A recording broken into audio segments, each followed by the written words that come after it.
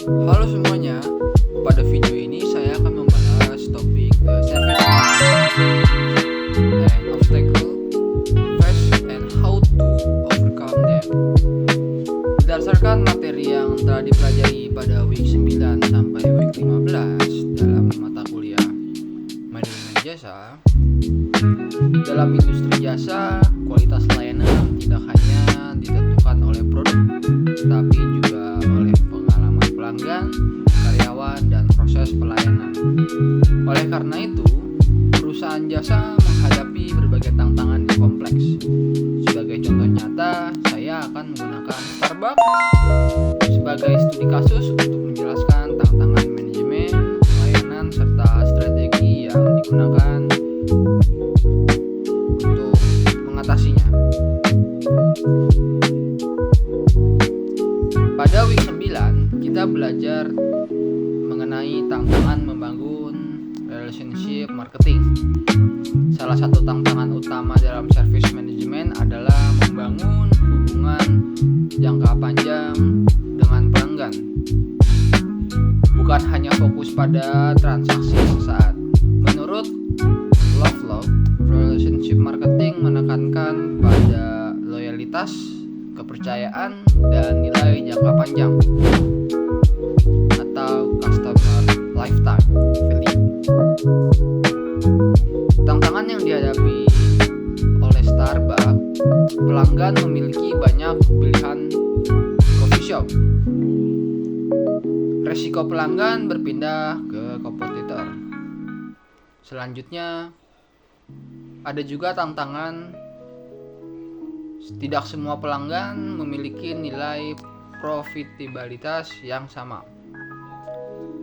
Jika Starbucks gagal membangun hubungan emosional, pelanggan hanya akan datang sekali tanpa loyalitas.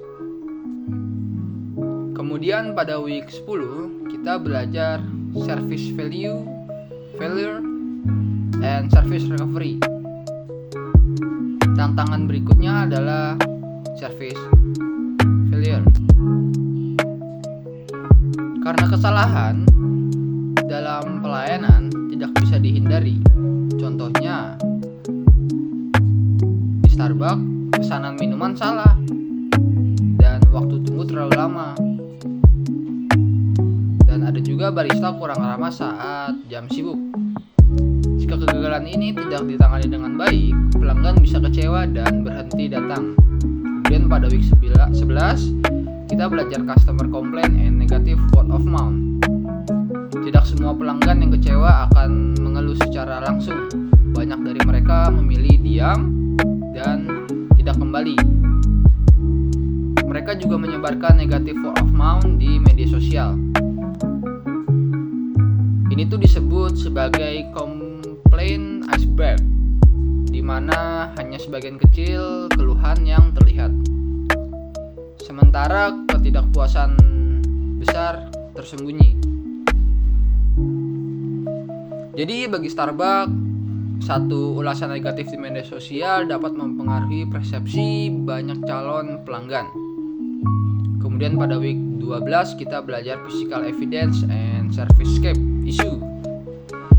Karena jasa bersifat tidak berwujud, pelanggan sangat bergantung pada physical evidence dan servicescape. Tantangan yang dihadapi Starbucks, mereka menjaga kebersihan dan kenyamanan di seluruh cabang. Kemudian ada konsisten desain interior, kemudian ada suasana nyaman untuk bekerja dan bersosialisasi. Jika servicescape buruk, pelanggan akan merasa tidak nyaman, meskipun produk kopinya berkualitas. Selanjutnya pada week 14, kita belajar human resource and service quality. Karyawan ini adalah living brand dalam perusahaan jasa. Tantangan utama pada Starbucks yaitu turnover karyawan yang sangat tinggi. Kemudian ada stres kerja saat jam sibuk. Kemudian ada konsisten kualitas pelayanan antar barista. Jika karyawan tidak puas, maka kualitas layanan dan kepuasan pelanggan akan menurun. Sesuai dengan konsep service profit chain. Jadi selanjutnya ada how to overcome the challenge. Yang pertama itu ada relationship marketing strategi. Jadi Starbucks mengatasi tantangan relationship marketing dengan Starbucks melakukan program reward, personalisasi pesanan melalui aplikasi, kemudian juga mengingat nama-nama pelanggan. Ini tuh ngebantu Starbucks meningkatkan customer loyalty dan customer lifetime value. Kemudian ada effective service recovery. Dalam menghadapi service value, Starbucks menerapkan prinsip meminta maaf dengan tulus, kemudian juga mengganti minuman tanpa biaya. Ada juga memberikan voucher atau kompensasi. Strategi ini mendukung service recovery paradox, di mana pelanggan justru memiliki lebih loyal setelah masalah ditangani dengan baik. Yang ketiga ada managing complaint strategically. Starbucks mendorong pelanggan untuk menyampaikan keluhan melalui media sosial, aplikasi resmi, terus ada juga customer service digital. Dengan begitu, keluhan menjadi sumber pembelajaran, bukan ancaman. Kemudian selanjutnya ada improve servicescape. Starbucks menjaga servicescape melalui interior yang hangat dan konsisten. Kemudian ada musik dan aroma kopi yang khas. Ada juga tata ruang yang nyaman. Nah, servicescape ini tuh berperan sebagai package, fasilitator, socializer, sama differentiator. Yang terakhir ada human resource dan strategi. Nah, Starbucks ini menekankan strategi HR dengan recruitment berbasis sikap atau hire for attitude. Pelatihan layanan pelanggan, kemudian ada penjadwalan kerja yang adil. Nah, hal ini tuh ngebuat kepuasan karyawan dan kualitas pelayanan secara berkelanjutan. Jadi dari kesimpulan semua ini bisa diambil service management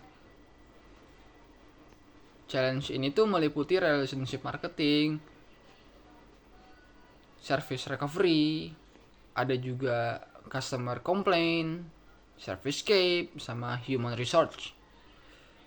Melalui studi kasus Starbucks ini dapat disimpulkan bahwa keberhasilan manajemen tidak hanya bergantung pada produk, tetapi pada manusianya juga.